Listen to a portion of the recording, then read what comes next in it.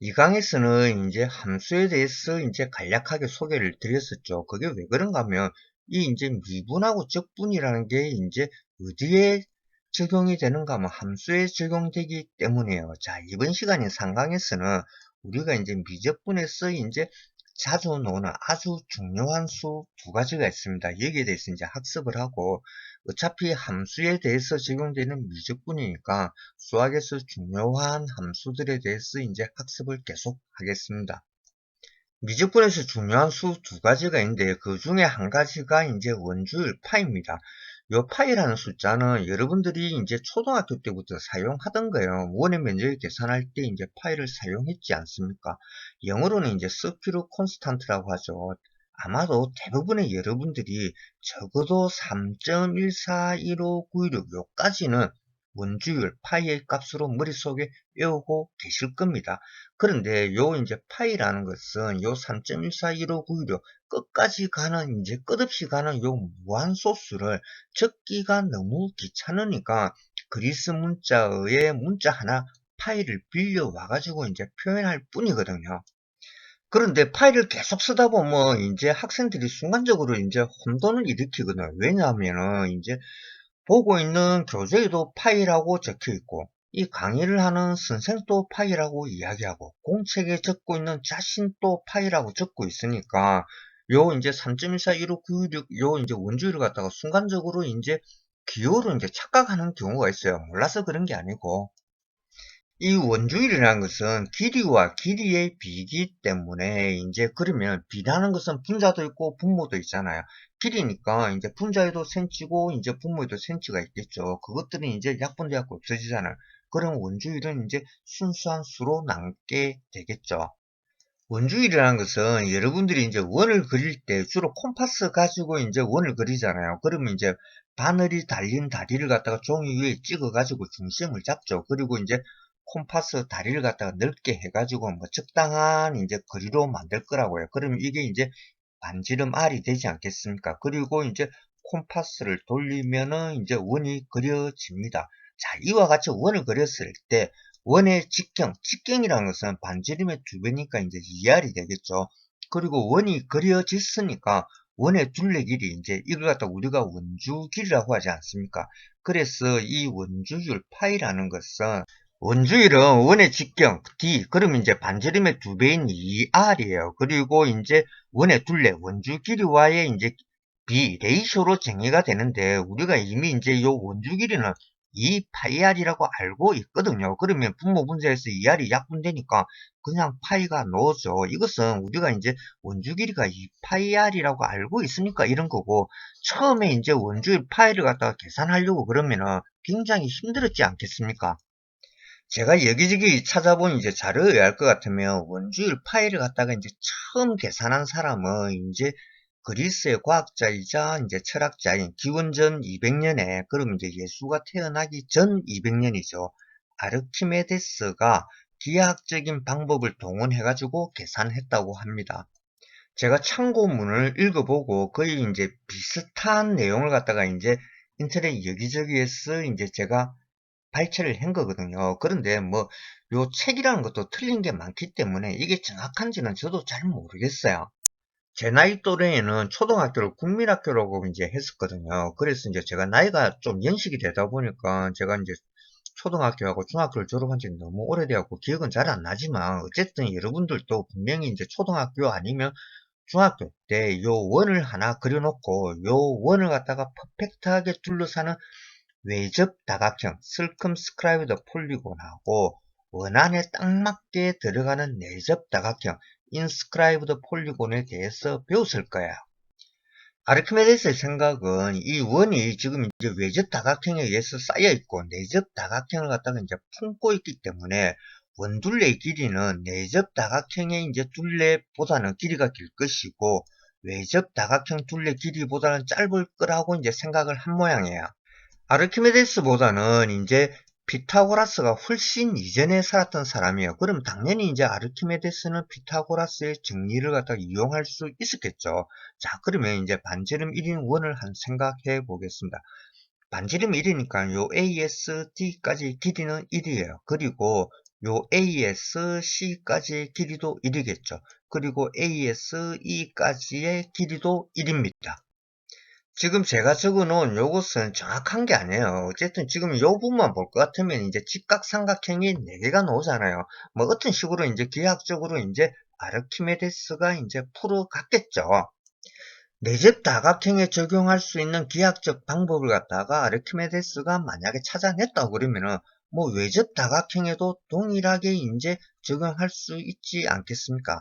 뭐 사실 제가 뭐 아르키메데스가 어떤 식으로 요 원주율을 갖다가 이제 찾아내는지 전 몰라요. 그런데 우리가 직관적으로 상식적으로 생각했을 때 이제 요 내접 다각형의 둘레하고 외접 다각형의 둘레 가지고 원주율을 갖다가 이제 찾아낸다고 그러면은 요 변의 개수가 4개일 때보다는 5개, 5개일 때보다는 6개, 6개일 때보다는 뭐 9개, 9개일 때보다는 뭐 100개일 때가 훨씬 정확한 원주율의 값을 갖다가 평가할 수 있게 해줄 거예요. 자, 그러면 요 원주율 파이가 왜 무한소수 끝없이 가는 숫자인지 감이 오시죠? 정확한 값을 갖다가 찾아내기 위해서는 요 변의 개수를 갖다가 계속 증가시켜 가야 하잖아요. 미적분에서 아주 중요한 이제 또 다른 상수는 이제 자연상수라고 하는 건데 우리가 이제 수학 기호로는 2로 표현하죠. 영어로는 이제 네이처럴 콘스탄트인데 뭐 한 번씩 이제 오일러 넘버라고도 이야기하기도 해요. 자, 요 자연상수 2 역시 원주율 파이와 마찬가지로 요 소수점 이하가 끝까지 가는 끝이 없는 무한소수입니다. 자연상수 E가 어떻게 만들어졌는지 이제 알아보려면은 뭐 참고자료 이제 여기저기를 찾아봐야 되는데 좀 설명이 다양해요. 그런데 뭐 현재까지 1683년에 요 이제 베르눌리라는 분이 우리가 은행에 이제 돈을 맡겨놓으면 이자가 붙잖아요. 이자에도 이제 단리 이자가 있고 복리 이자가 있는데 이 양반이 이제 복리 이자에 대한 계산을 하면서 자연상수의 개념을 갖다가 처음 발견했다고 하는 것이 가장 많이 인정되고 있는 설이에요. 자연상수 2의 정의, definition은 이겁니다. 리미트 n을 갖다 무한대로 보내네요. 그러면은 요 가로 안에 있는 n분지 1은 이제 0으로 접근하겠죠. 지수 n은 당연히 이제 무한대로 갑니다. 이것을 우리가 다르게도 표현할 수 있거든요. 리미트 n을 갖다가 이제 0으로 보내는 거예요. 그러면 가로 안에 있는 요 n은 이제 0으로 가겠죠. 지수인 n분지 1은 무한대로 갑니다. 요 이제 자연상수를 이제 n을 갖다가 무한대로 보낸 거나 n을 갖다가 0으로 보낸 이 표현이나 사실은 같은 표현이죠. 그리고 자연상수 2를 이제 무한수율로 표현할 수 있어요. 극한 개념은 수업을 진행하면 곧 놓을 건데 요 이제 무한수의 표현은 요것은 뭐 언제일지는 모르겠지만 이제 제가 풀이의 급수를 갖다가 이제 설명하면서 놓을 수도 있습니다. 앞에 이 슬라이드에서 설명하였던 자연상수의 정의에서 n의 값이 변하면은 자연상수 2의 값이 어떻게 되는지를 보여드리기 위해 가지고 제가 그래프를 하나 그렸습니다. 그래프는 x좌표축하고 y좌표축, 그러니까 2차원 좌표계에서 그려지는 거니까 제가 자연상수의 정의를 함수 fx라고 두었어요. 그러면 앞 페이지에서의 요 a는 전부 다 x로 변경시켜 줘야 되겠죠. 이제 요 x에다가 0을 대입한 함수값 f0를 한 계산해 보겠습니다. 자, 그러면 요 가로 안에 있는 x분지 1은 0분지 1이니까 무한대가 되겠죠. 그리고 지수 x는 0으로 보냈으니까 0입니다. 그러면 무한대가 되는데 아무리 무한대를 하더라도 0승을 해버리면 그 결과는 1이 되죠. 이제 x에 1을 대입해 봤어요. 그러면 x분지 1은 1입니다. 그리고 지수도 1이죠. 그러면 1 더하기 1, 2의 1승이니까 2가 됩니다. 이와 같이 이제 요 x의 값을 갖다 계속 증가시켜 봤어요. 그래서 x에다가 이제 11을 대입해 보니까 2.6까지 계산이 됩니다. x에 10의 4승 만을 대입해 보니까 2.7을 넘기네요. x의 값을 계속 증가시키면 분명히 요 자연상수 2의 값은 커질 겁니다. 그런데 자연상수의 정의로부터 요 계산한 요 값들을 갖다 보면은 즉 이제 x 값을 계속 증가시키고 가죠. 이게 무조건 커지는 게 아니고 어떤 특정한 값으로 이제 수렴한다라고 예측을 할 수 있어요. 물론 그 수렴값은 정확히 알 수는 없죠. 왜냐하면 우리가 무한히 계산할 수는 없잖아요. 그런데 좀 궁금하지 않습니까? 왜 이와 같은 이제 정의로 만들어진 수에다가 자연상수, 네이처럴 콘스턴트라는 이름을 붙였을까요? 이건 뭐 제 개인적인 생각이지만은 우리가 살고 있는 이 세상에서는 무한히 증가하거나 무한히 감소하는 경우는 없다 이거야.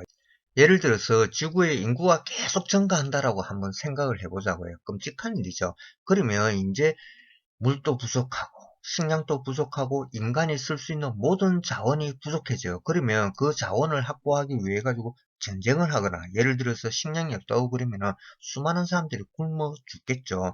어쨌든 이제 이 지구가 수용할 수 있는 최적의 인구로 이제 수렴해 갈 거라고 해요. 이런 의미에서 뭐 네이처럴 콘스탄트 즉 자연 상수라는 요 이름을 붙이지 않았나라고 개인적으로 생각합니다. 이제 미적분뿐만이 아니고 공학 전공 과목에서도 중요한 삼각함수에 대해서 학습을 해 보겠습니다. 그런데 이상하게도 요 이제 고등학교 때 이과 공부를 하고 난 다음에 이공계열에 이제 1학년 신입생으로 입학한 학생들 중에서도 이 삼각함수를 좀 어렵게 생각하시는 분들이 많더라고요. 그런데 알고 보면 삼각함수는 전혀 어려운 함수가 아니거든요. 왜 그렇게 생각하는지 저는 잘 모르겠어요. 삼각함수, 트리고노메트릭 펑션은 이제 여러분들이 잘 아시다시피 사인, 코사인, 탄젠트 아닙니까? 그죠? 근데 이 사인 함수, 코사인 함수, 탄젠트 함수는 요 직각삼각형에 이제 뭐 삼각형이니까 변이 3개가 있을 거 아닙니까? 그죠? 요 직각삼각형 3변의 각각의 이제 요 길이 비로 정의가 돼요. 직각삼각형의 경사진변, 이걸 갖다가 우리가 이제 빗변이라고 하죠. 요 하이포테니어스의 길이를 갖다가 C라고 하겠어요. 그리고 이제 밑변, 요 어드저선트의 길이를 A라고 하겠습니다. 높이, 아파지트의 길이를 갖다가 이제 B라고 하겠어요. 그리고 요 이제 빗변하고 밑변의 사이가를 갖다가 시타라고 두겠습니다. 어쨌든 직각삼각형이니까 피타고라스의 정리, 빗변의 제곱은 밑변의 제곱 플러스 높이 제곱, 요것은 성립하겠죠. 삼각함수 사인, 코사인, 탄젠트를 이야기할 때는 요 직각삼각형의 이제 이 사이각, 요 시타를 기준으로 이야기를 하거든요. 그래서 이제 사인 시타, 여기서 이제 요 사인 함수의 아규먼트, 인자는 각도예요. 그런데 요 각도 시타는 사이각으로 이제 줍니다. 그랬을 때 요 사인 함수의 정의는 요 빗변의 길이 C하고 요 직각삼각형의 높이 By의 B로 정의가 됩니다. 그래서 이제 C분지 B로 정의를 하거든요. 그런데 여러분들이 이제 역학 과목을 갖다 공부하시다 보면은 우리가 어떤 물체에 이제 힘을 작용시킬 때 뭐 수평 방향이나 수직 방향으로만 작용시키지 않고 어떤 방향에서도 이제 작용을 시키잖아요. 그럴 때 우리가 이 힘을 갖다가 수평 불력하고 수직 불력으로 이제 우리가 분해를 하거든요. 그때 이제 우리가 보통 이제 요런 식을 많이 쓰죠. 그래서 요 분자에 B가 있으니까 B는 뭐예요? C 곱하기 사인 시타 이런 식으로 우리가 이제 힘을 분해할 때 많이 사용합니다. 지금은 영어를 적을 때 이제 우리가 인쇄체만 사용하죠. 인쇄체 대문자, 소문자만 사용하지 않습니까? 그런데 제가 중학교 때 이제 처음 영어를 배울 때는 이제 제 세대에서는 필기체도 배웠어요. 그래서 이제 필기체로 이제 영어 스펠링 S의 이제 대문자는 이렇게 적어요. 우리가 이제 and하고 할 때 이 방향의 바퀴가 있죠. 그리고 소문자는 이렇게 적거든요. 그래서 제가 고등학교 때 사인 함수를 배울 때 뭐 수학 선생님이 요 사인은 C분지 D는 요 방향으로 생각하면 된다라고 이야기한 기억이 나네요. 코사인 시타는 요 이제 빗변하고 밑변의 길이 A와의 B로 이제 정의돼요. 그래서 이제 코사인 시타는 C분지 A인데, 근데 요 이제 방향을 보면은 요렇게 되죠. 그래서 이제 영어 단어 C처럼 보이잖아요. 그럼 코사인 시타가 C분지 A니까 요 분자에 있는 A는 당연히 C 곱하기 코사인 시타가 되겠죠. 탄젠트 함수는 요 밑변의 길이 A하고 직각삼각형의 높이 By에 비해요. 그래서 요 탄젠트 시타라는 것은 A분지 B로 정의가 됩니다. 영어 스펠링 T의 필기체 소문자는 어떻게 적는가 하면은 요렇게 적거든요. 그래서 이제 제가 고등학교 때는 요 탄젠트를 갖다가 요런 방향으로 이제 외웠어요. 그래서 A분지 B라고. 자, 그러면 이제 사인은 요 방향, 코사인은 요 방향입니다. 갑자기 고등학교 때의 생각이 소록소록 나네요. 아, 정말 기억하기 싫습니다. 정말 야만의 시대였고 폭력의 시대였어요. 여러분들이 혹시 이제 영화 뭐 친구라는 거 갖다가 이제 보시면은 그때가 이제 제 세대가 고등학교 다닐 때의 그런 상황이었습니다. 탄젠트 시타는 A분지 B이고 우리가 A는 C 코사인 시타 그리고 이제 B는 C 사인 시타라고 우리가 알고 있으니까 그냥 그대로 대입을 해준 거예요. 그러면 분모 분자에서 C는 약분이 돼가지고 없어지죠. 그러면 이제 탄젠트 시타라는 것은 코사인 시타분의 사인 시타입니다. 사인, 코사인, 탄젠트는 직각삼각형의 이제 사이각하고 세 변의 길이에서 정의가 되잖아요. 직각삼각형이니까 피타고라스의 정리는 성립합니다. 자, 그러면은 요 A의 자성, 밑변의 제곱하고 B의 자성, 요 이제 높이의 제곱이죠. 요것은 이제 C의 자성이 돼야 되지 않습니까? 그런데 이제 A는 C 곱하기 코사인 시타니까 A라는 것은 이제 C자승 곱하기 코사인 제곱 시타예요. 그리고 이제 B는 C 곱하기 사인 시타니까 당연히 B제곱은 이제 C제곱 곱하기 사인 제곱 시타가 돼야 되겠죠. 요 C자승을 갖다가 지금 이제 가로 밖으로 묶어낸 거거든요.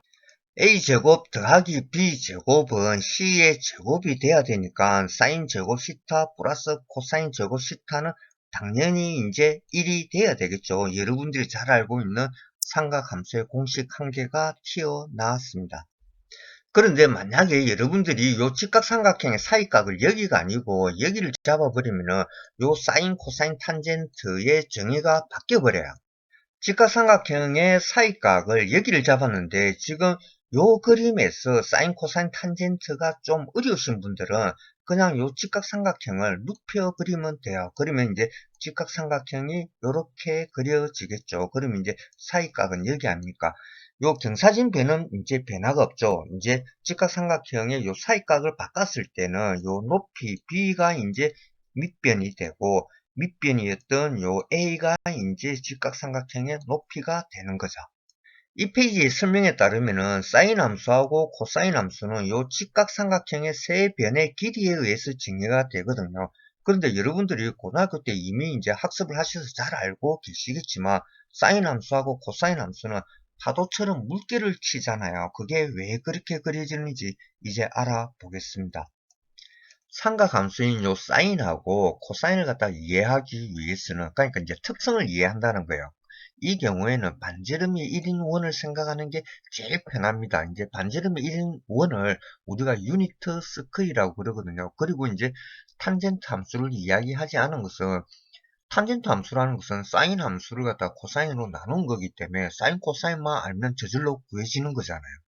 단위원을 생각하는 이유는 직각삼각형이 이제 그려졌다 이거예요. 그러면 이제 사이각은 이거예요. 그러면 요 빗변, 경사진 요 변의 길이는 1이잖아요. 자, 그러면은 이제 사인 같은 경우에는 지금 얘를 갖다가 y라고 하고 요 이제 밑변을 갖다가 x라고 하겠어요. 그러면 사인 같은 경우에는 이제 1분지 y니까 그냥 바로 이제 y가 되는 거죠. 그리고 이제 코사인 같은 경우에는 1분지 x 아닙니까? 그죠? 그러면 요 뭐 분모에 뭐 1이 있더라도 그냥 x니까 단위원을 갖다가 사용하는 거야.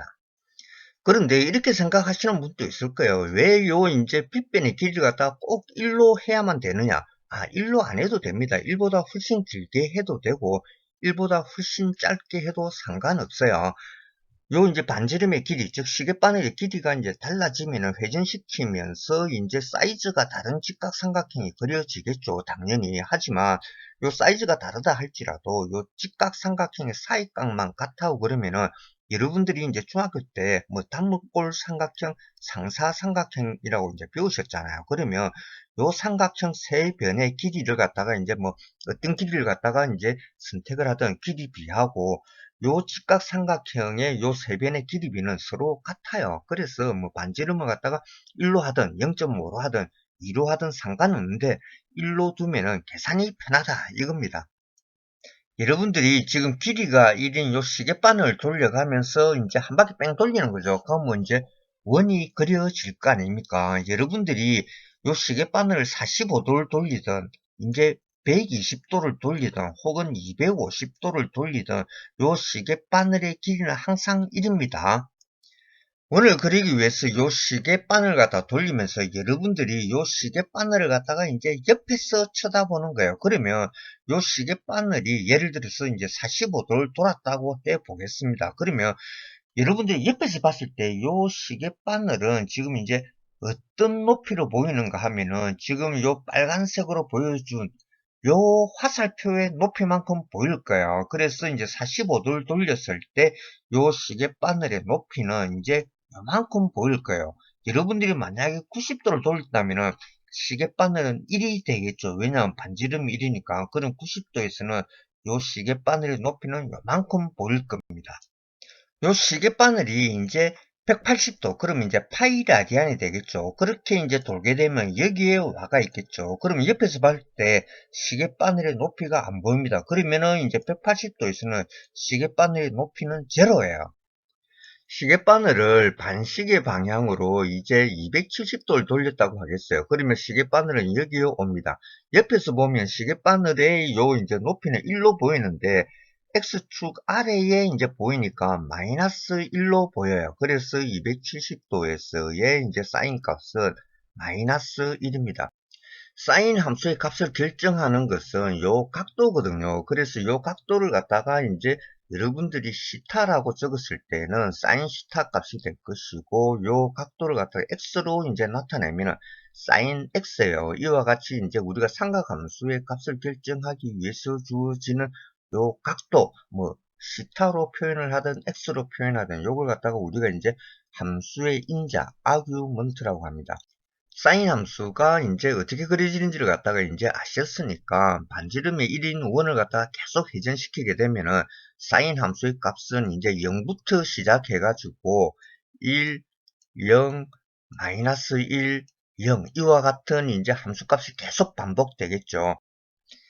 길이가 1인 요 시계바늘을 우리가 이제 반시계 방향으로 회전시키게 되면은 이제 요 사인 함수의 독립변수, 지금 이제 인자 아규먼트라고 했잖아요. 각도 요 0을 기준으로 이제 요 영역의 사인 함수가 그려져요. 그리고 이제 반대 방향, 그러면 이제 시계 방향이 되겠죠. 시계 방향으로 회전시키면은 각도 0을 기준으로 이제 이 영역의 사인 함수가 그려져요. 사인 함수의 값은 이제 0에서부터 시작된다는 것 갖다 기억해 주시고 이제 코사인 함수가 어떻게 그려지는지를 갖다가 알아보겠습니다. 뭐 동일합니다. 요 길이가 1인 요 시계바늘을 갖다가 반시계 방향으로 회전시켜 주면 돼요. 단지 차이점은 이제 이 시계바늘을 옆에서 보는 게 아니고 이와 같이 이제 위에서 쳐다보고 있는 겁니다. 자, 요 시계바늘을 갖다가 위에서 쳐다보면은 이제 시계바늘이 이제 수평면에 이제 그려지는 요 그림자, 그러니까 이제 투영 길이가 보이거든요. 지금 시계바늘을 회전시키지 않았어요. 그러면은 회전각은 제로 아닙니까? 그죠? 자, 여기가 Y축의 제로고, 여기가 X축의 제로입니다. X축은 요 시계바늘의 회전각을 갖다가 나타내는 거잖아요. 자, 지금 요 시계바늘이 회전하지 않았을 때, 이제 위에서 요 시계바늘을 쳐다보면은 반지름이 1인 원을 그리는 거니까, 요 이제 시계바늘의 길이는 1로 보일 거예요. 그러면 이제 코사인 제로는 1이 되겠죠. 이제 시계바늘을 45도 회전시켰다고 하겠습니다. 이 시계바늘을 위에서 봤을 때 이제 요 수평축에 투영되는 길이는 요 이제 빨간 화살표로 나타낸 이제 요 길이가 될 거예요. 지금 제가 요 X축을 지금 숫자로 적어 놨는데 요게 지금 라디안이거든요. 360도 같으면 2파이 라디안이고 6.28 아닙니까? 그럼 요 정도 되겠네요. 지금 여기가 이제 회전각이 제로일 때고 여기가 이제 회전각이 2파이라디 안 360도일 때거든요. 그럼 90도는 여기에요. 자, 이제 우리가 요 45도를 갖다 회전시키지 않습니까? 시계바늘은. 그럼 45도는 요 두 점 사이에 이제 정중앙의 위치가 되겠죠. 그래서 요 이제 45도를 갖다 회전시켰을 때 위에서 본 요 시계바늘의 이제 수평 방향으로 투영기를 갖다가 이제 여기에 가져다 놓은 거예요. 시계바늘을 90도 회전시켰다면 어떻게 될까요? 위에서 쳐다봐봐야 수평 방향으로의 요 주행 길이는 안 보여요. 그래서 90도에서는 제로가 되겠죠. 180도를 갖다가 회전했다고 그러면은 이제 다시 시계바늘의 길이가 1로 보이긴 보이는데 이제 음이죠. 그래서 마이너스 1이 되는 거예요. 이제 270도를 회전했다고 그러면 역시 마찬가지로 시계바늘의 이제 X축 방향으로의 주행 길이는 안 보입니다. 그래서 제로예요. 이제 360도 회전을 하면은 이제 한 바퀴 회전을 한 거잖아요. 그러면 시계바늘의 요 길이, 수평 방향의 길이는 다시 1로 보이겠죠. 코사인 함수의 시작, 코사인 제로는 1입니다. 그래서 이제 코사인 함수는 1부터 시작된다는 거 기억해 주시기 바랍니다. 이제 수업을 하다 보면은 이제 학생들 중에서 이렇게 또 질문하시는 분도 있거든요. 사인, 코사인, 탄젠트는 직각삼각형의 사이각을 기준으로 세 변의 길이비로 이제 정의된다는 걸 알겠다 이거지. 그런데 지금 우리가 사인하고 코사인을 그리기 위해 가지고 유니트 스컬, 즉 반지름이 1인 요 이제 시계바늘 회전시키면서 사인 값하고 코사인 값을 정의를 했는데 시계바늘이 90도 이하로 회전하면은 이제 요런 직각삼각형이 그려지고 그럼 이제 사이값은 요걸로 해가지고 이제 사인 코사인 값을 계산할 수 있는데 요 시계바늘이 이제 90도 이상으로 돌아가지고 예를 들어서 이렇게 왔다 이거야. 그러면 예를 들어서 150도를 회전했다고 하겠습니다. 그러면 여기서부터 지금 이제 회전한 각이 이제 150도거든요. 그럼 어떤 직각삼각형을 그려야 돼요? 이렇게 이제 물어보시는데 요 직각삼각형을 그리시면 돼요. 그리고 사이각은 요겁니다.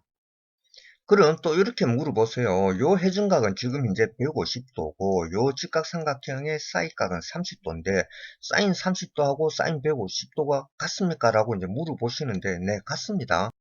사인 그래프를 한번 쳐다볼게요. 여기가 이제 2파이 라디안 360도 아닙니까? 그죠? 그러면 여기가 이제 파이 라디안 180도겠네요. 사인 30도 같으면 이 정도 될 거예요. 사인 150도는 이 정도 되겠죠. 같은 값입니다. 이것은 여러분들이 계산기를 갖다 직접 두들겨서 확인할 수도 있습니다.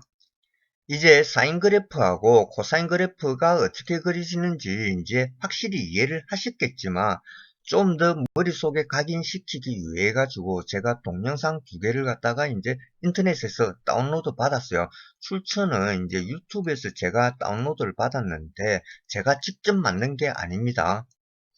사인 그래프 같은 경우에는 이제 요 반지름이 1인 요 시계바늘이 회전하는데 회전하면 이제 직각삼각형이 그려지겠죠. 요 직각삼각형의 이제 높이가 그려지는 것 같다 볼 수 있죠. 지금 이제 180도 회전했을 때 이제 높이가 없으니까 제로가 됐고 270도가 왔을 때는 마이너스 1이지 않습니까? 그리고 이제 한 바퀴 회전하게 되면은 360도를 회전하면 다시 이제 높이가 없어지니까 0이 되는 거죠.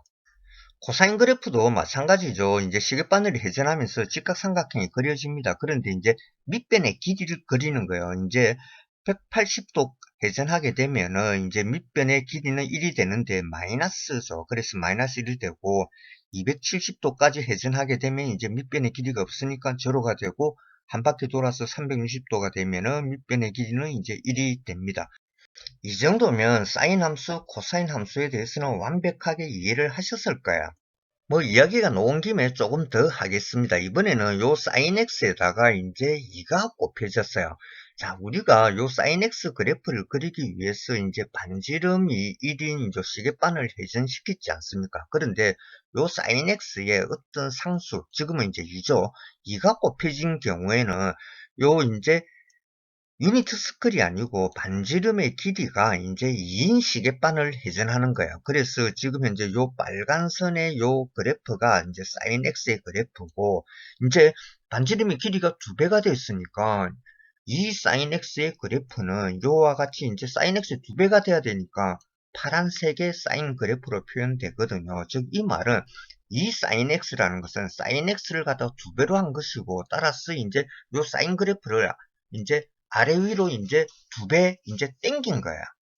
이번에는 sin x하고 sin 2x를 비교를 해볼게요. sin 2x, 이제 요 sin 함수의 인자 아규먼트가 2x죠. 자, 이 말은 이제 sin x의 그래프가 이제 유니트 스컬을 그리기 위해서 이제 요 시계바늘이 회전을 한다 이거예요. 그러면 2x라는 것은 이제 요 sin x에 비해 가지고 요 x가 지금 현재 각이잖아요. 그럼 2x는 x의 회전각에 비해하고 2배 빨리 회전한 거예요. 그러면 요 사인 x의 그래프가 지금 요 붉은색의 그래프거든요. 그래서 6.28 여기가 2파이 라디안이에요. 그래서 요 사인 x는 요 이제 2파이 라디안 360도 동안에 이제 한 사이클을 그립니다. 그러면 요 EX라는 것은 사인 x의 요 반지름, 즉 시계바늘이 한 바퀴 돌 때 EX는 두 바퀴를 돌아야 되거든요. 그러면 요 이제 파란 그래프, 사인 EX 그래프와 같이 요 사인 X가 한 사이클을 그리는 동안 요 사인 EX는 두 사이클을 그려야 돼요.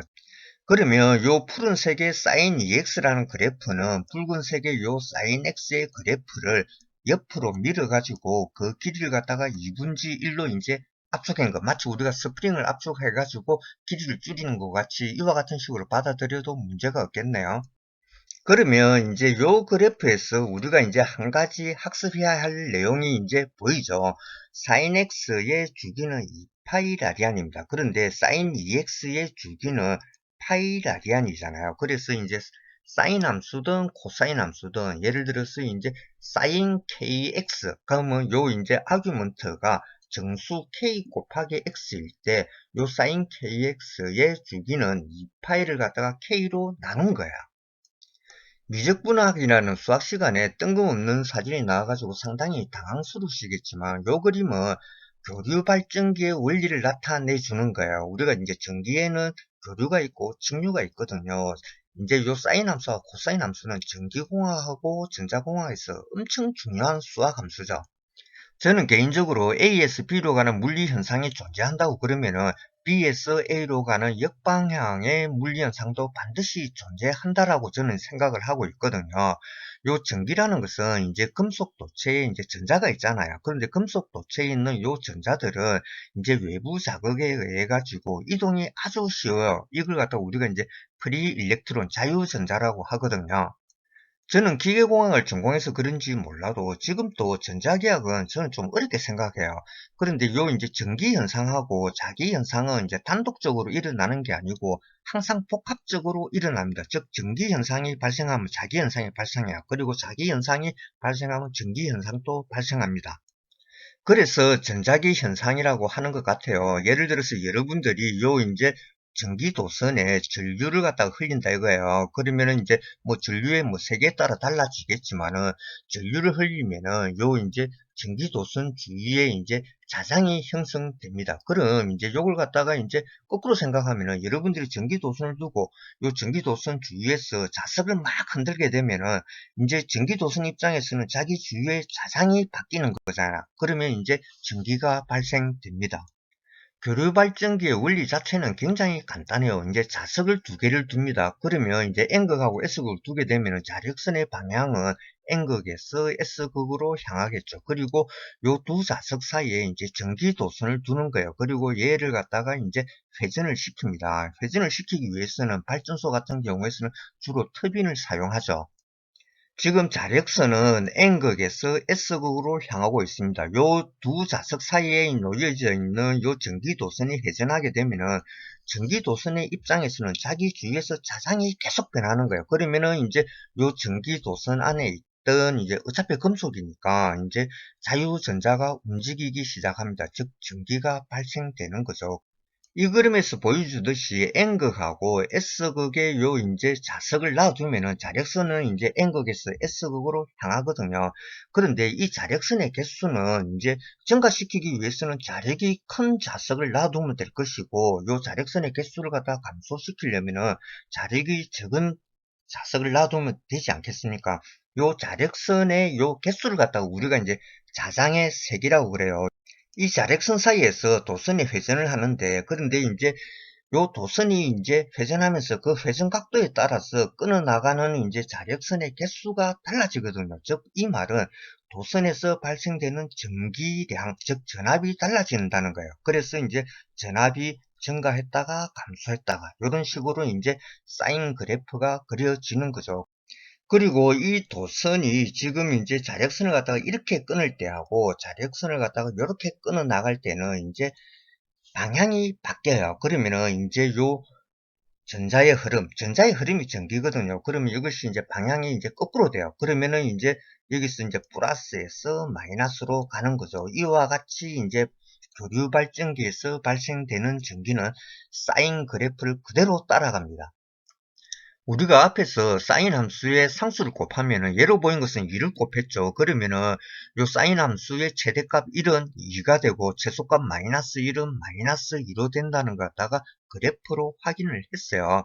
자, 이것은 코사인 함수도 마찬가지고 요 이제 상수를 곱해준다는 것은 우리가 이제 삼각함수 사인이나 코사인을 갖다가 계산하기 위해서 원을 그릴 때 반지름 길이를 갖다가 길게 해주는 거하고 똑같지 않습니까?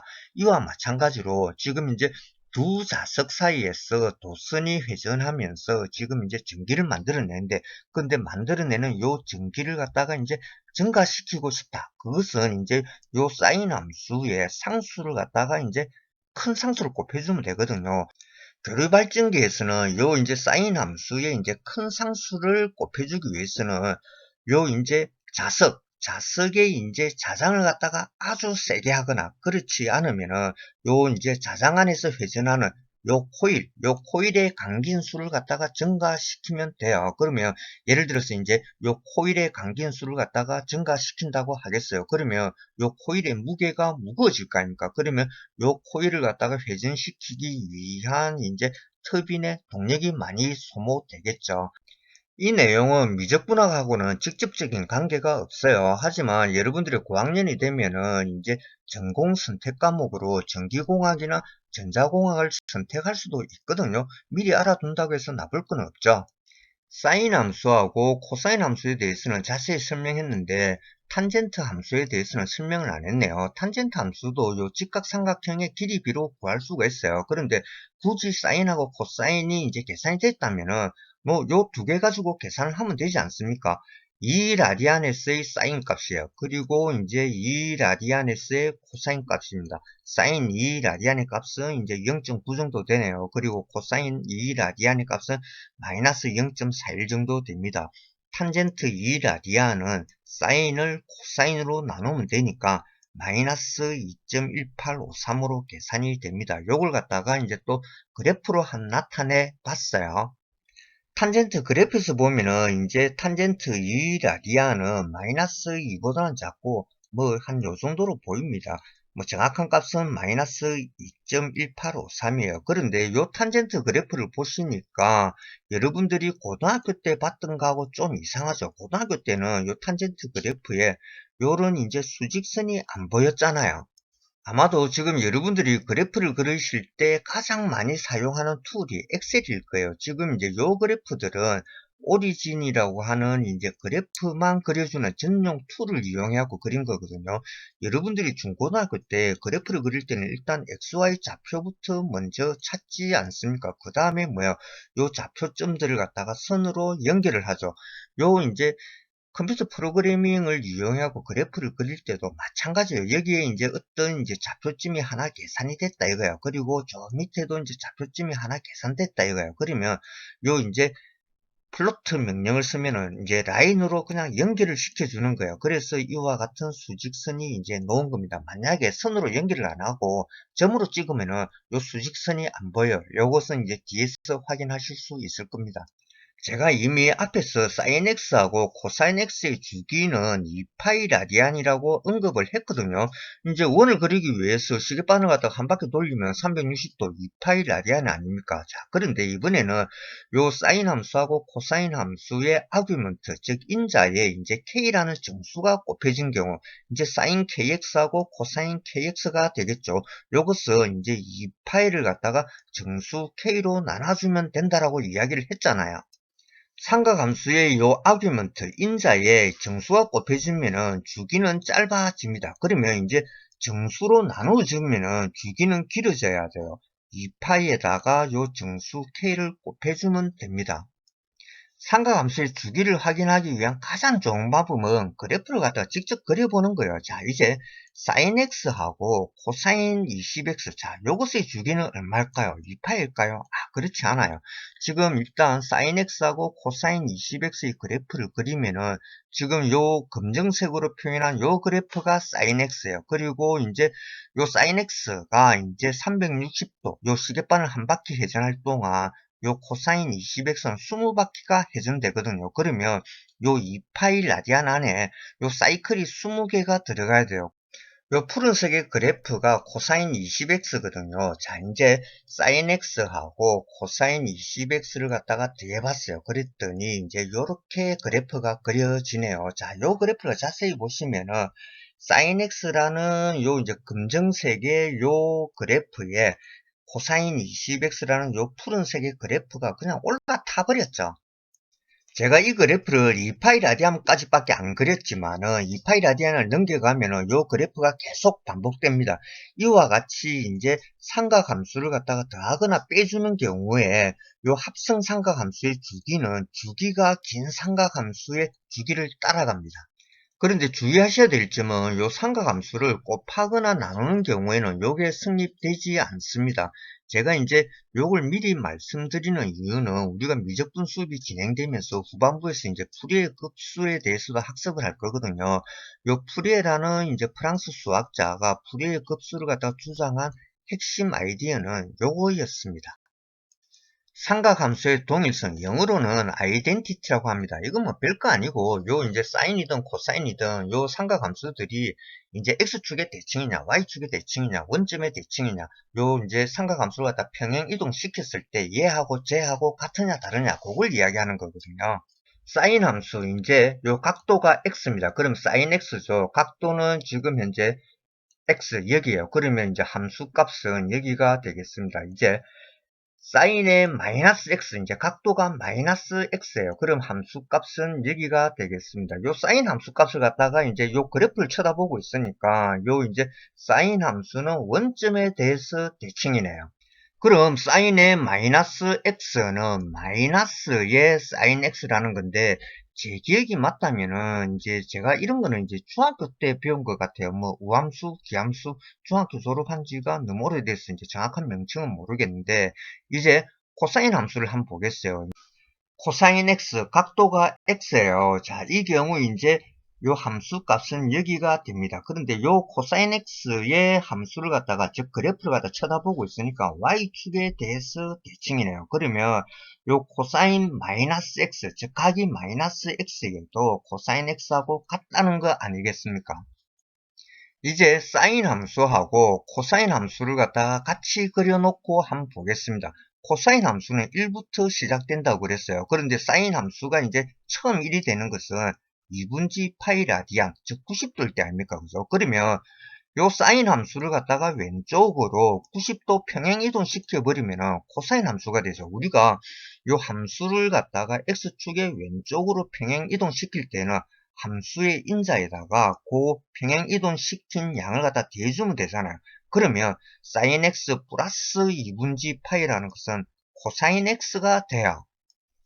거꾸로 이야기하면은 코사인 제로가 이제 1인데, 자, 요것을 갖다가 이제 x축의 오른쪽 방향으로 이제 90도 2분지 파이 라디안만큼 이제 평행 이동시키는 거예요. 그러면은 이제 요 코사인 그래프는 요 부분이 이제 요 코사인의 요 0이 되는 요 부분이 이제 마이너스 2분지 파이가 아니고 이제 요쪽으로 이제 90도만큼 이동하게 되거든요. 즉 이 말은 이제 사인 함수하고 같아진다는 거예요. 우리가 함수를 갖다가 x축 왼쪽으로 이제 평행 이동시킬 때는 함수의 그 인자 아규먼트에서 평행 이동시킨 양만큼 빼주는 거죠. 그러면 코사인의 요 인자가 x 빼기 2분지 파이, 요것은 사인 x하고 같다라는 것입니다. 여러분들이 이제 고등학교 때의 참고서를 갖다가 찾아보시면은 요 삼각함수의 동일성은 아주 많아요. 한 10몇 가지 될 겁니다. 근데 그걸 갖다가 뭐 다 외울 필요 있겠습니까? 그냥 사인 함수하고 코사인 함수를 갖다 그래가지고 2분지 파이 라디안 혹은 파이 라디안, 2분지 3파이 라디안 이렇게 이제 그래프를 갖다 왼쪽 오른쪽으로 밀고 당겨가지고 비교해보면은 바로 찾아낼 수가 있어요. 앞에서 확인하였던 이 삼각함수의 동일성을 이용해가지고 아주 간단한 연습 문제를 한번 풀어보겠습니다. 이제 탄젠트 마이너스 x, 이제 요 인자가 마이너스 x예요. 그런데 요 탄젠트라는 것은 사인을 갖다가 코사인으로 나눠준 거 아닙니까? 그죠? 그러면 이제 뭐 사인의 마이너스 x를 코사인의 마이너스 x로 나눠주면 돼요. 그런데 요 사인의 마이너스 x는 마이너스의 사인 x였지 않습니까? 그리고 코사인의 마이너스 x는 그냥 코사인 x였죠. 그러면 이제 마이너스의 사인 함수를 코사인으로 나눈 거네요. 그러면 이제 마이너스 탄젠트 x입니다. 탄젠트의 마이너스 x는 마이너스 탄젠트 x예요. 요 파란색으로 이제 점으로 찍은 것이 탄젠트 x의 그래프예요. 이제 앞에서 보여드렸던 탄젠트 함수의 그래프하고는 좀 다르죠. 왜냐하면은 이번에는 요 이제 좌표점들을 갖다가 선으로 연결하지 않고 그냥 좌표점들만 찍었기 때문에 요 이제 맨 끝에 있는 점하고 이제 요 점하고 연결하는 이제 라인이 안 보이는 거예요. 이제 탄젠트 마이너스 x는 탄젠트 x의 이제 마이너스니까 그냥 요것을 갖다가 이제 요 플러스 값을 그냥 마이너스로 보내주면 되는 거죠. 삼각함수에 대해서 학습을 했으니 이제 인버스 트리고노메트릭 펑션, 이제 역삼각함수라고 합니다. 여기에 대해서 이제 또 빠뜨릴 수가 없죠. 사실 이 역삼각함수는 별거 아니거든요. 아주 쉬운 내용임에도 불구하고 학생들이 이제 많이 헷갈려 하더라고요. 뭐 헷갈리는 이유는 뭐 사용하지를 않으니까, 자주 사용을 안 하니까 눈에 안 익잖아요. 그래서 이제 헷갈릴 뿐이에요. 이미 앞에서 봤던 직각삼각형입니다. 요 세 변의 길이를 갖다가 A, B, C라고 하겠어요. 그리고 이제 요 길이를 3, 4, 5라고 하겠습니다. 요 값은 여러분들이 중학교 때 피타고라스 정리로 변의 길이를 갖다 계산할 때 항상 사용하던 값이에요. 자, 이제 사이값 시타는 여기입니다. 사인 시타라는 것은 빗변하고 요 높이의 길이 B 아니겠습니까? 그래서 C분지 B고 그 값은 0.8이에요. 아크 사인은 어떻게 표현하는가 하면은 요 사인의 마이너스를 이렇게 표현합니다. 마치 요게 이제 마이너스 일성같이 보이는데 그건 아니에요. 요것은 아크입니다. 아크 사인의 0.8이라는 것은 어떤 직각삼각형이 있었다 이거예요. 그리고 이제 이 직각삼각형의 사이값 시타가 있고 요 이제 사이값 시타에 대해서 사인 값을 계산해 보니 0.8이었다 이거예요. 그랬을 때 요 사인 값을 0.8로 주는 요 사이값 시타가 얼마냐 요 값을 찾아내라는 거거든요. 그럼 아크 코사인 뭐 2분지 1이다. 이것은 이제 어떤 직각삼각형이 있었고 그 사이값 시타를 기준으로 코사인을 갖다가 계산해 보니 이제 2분지 1 0.5다 이거예요. 그러면 코사인 값이 0.5가 되는 요 사이값 시타의 값은 얼마요? 요걸 갖다가 이제 계산해라 이 뜻이고 뭐 계산기를 갖다 두드리면 답은 바로 찾을 수 있죠.